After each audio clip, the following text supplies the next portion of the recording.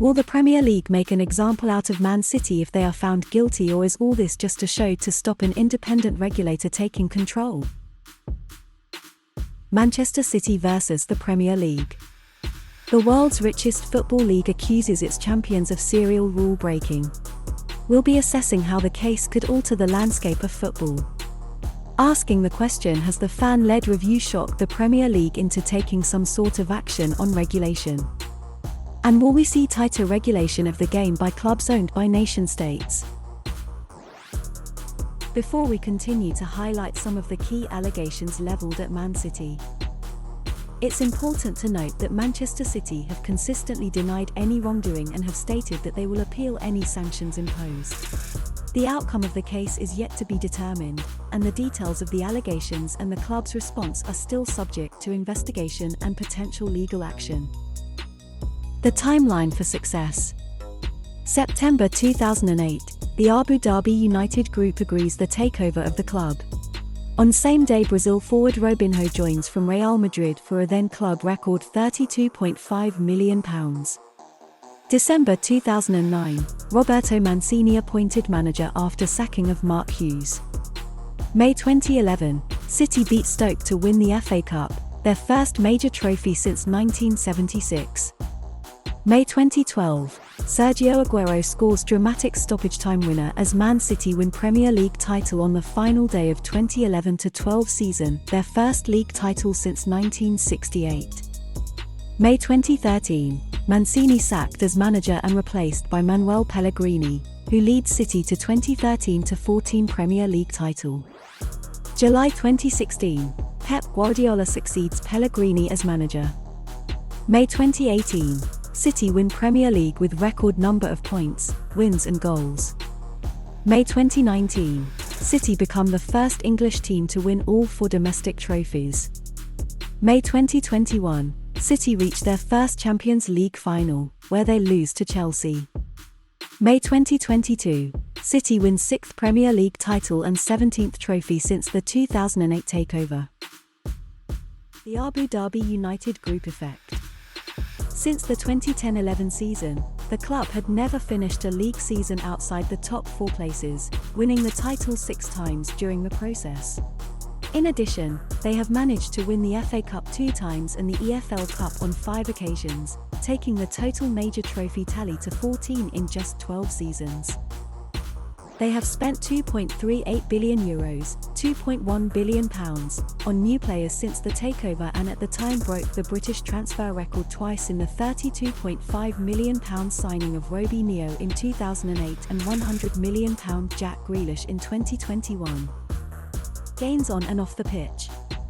Looking at the 2008-2009 results, Manchester City FC recorded total operating revenue slightly above €100 million, being the 19th best European club by this metric. Since then, the club managed to grow their total revenue every single season except for 2019-20, because of the pandemic. They closed the gap to the already established elite clubs at domestic and international levels, before eventually overcoming them in the 2020-21 season, when they became the richest club based on total operating revenue, at least according to their books. As shown in the Deloitte Football Money League 2023, Manchester City retain their position at the top of the Money League and for the second time. The league with the highest revenue. As of the 2020-21 season, the Big 5 leagues with the highest revenue in Europe was the Premier League, with a total of nearly €5.5 billion. By the following season, teams in the English top division are expected to generate around €3 billion more than their counterparts in Spain and Germany, who rank second and third respectively. With record revenues being reported at both ends of the table, clubs in the EPL are more willing to spend in the transfer market. Total transfer fee spending in the world's richest league amounted to around €1.7 billion in 2021. Brand value. In contrast to the Money League figures, also consider the brand value of top soccer clubs worldwide in 2022. Real Madrid held their position as the most valuable football club brand in the world, closely followed by Barcelona. Over the last years, the commercial revenue stream has consistently been one of the largest sources of revenue for Real Madrid, contributing approximately €359.6 million to the club's total revenue in 2019-20. The brand value of a football club can be a contributing factor to the overall value of the club, but it is not the only factor. Other factors that can impact the value of a football club include its financial performance, such as revenue and profitability, as well as its on-field success, such as winning titles and participating in European competitions.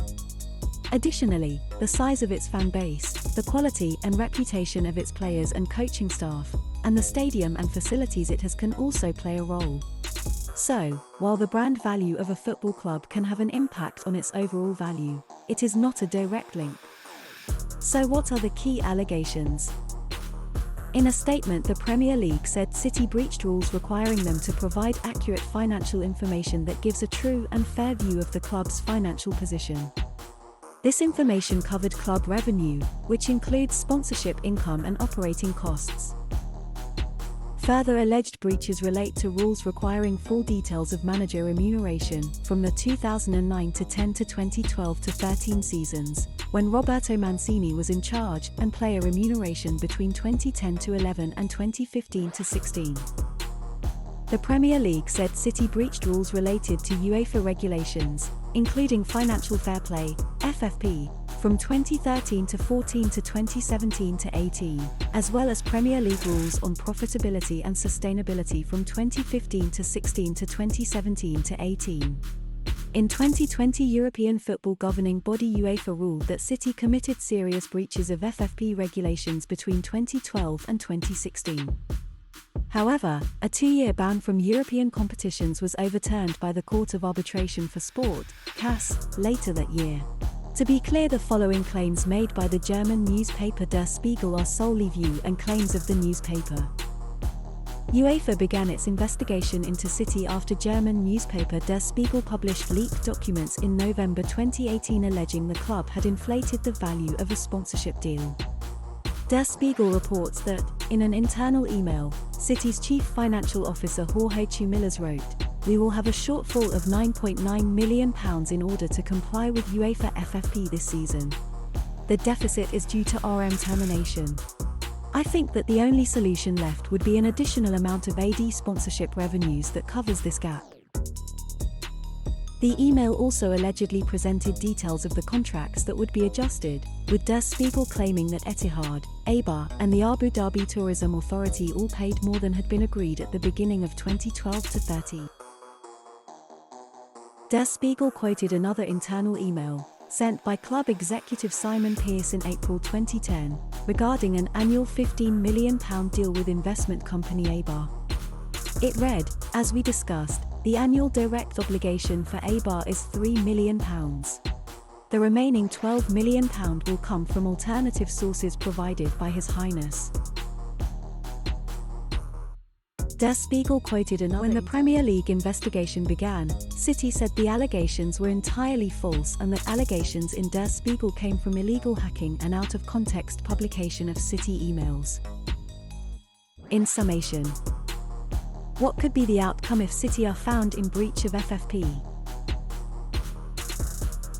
1. The allegations dating back to the 2009-10 season right through to the 2017-18 campaign contain over 100 charges of alleged breaches of financial rules. 2. If Man City are found guilty, a points deduction or even expulsion from the Premier League are a possibility. 3. The fourth set of alleged breaches relates to the Premier League's profitability and sustainability rules in seasons 2015-16 to 2017-18 inclusive.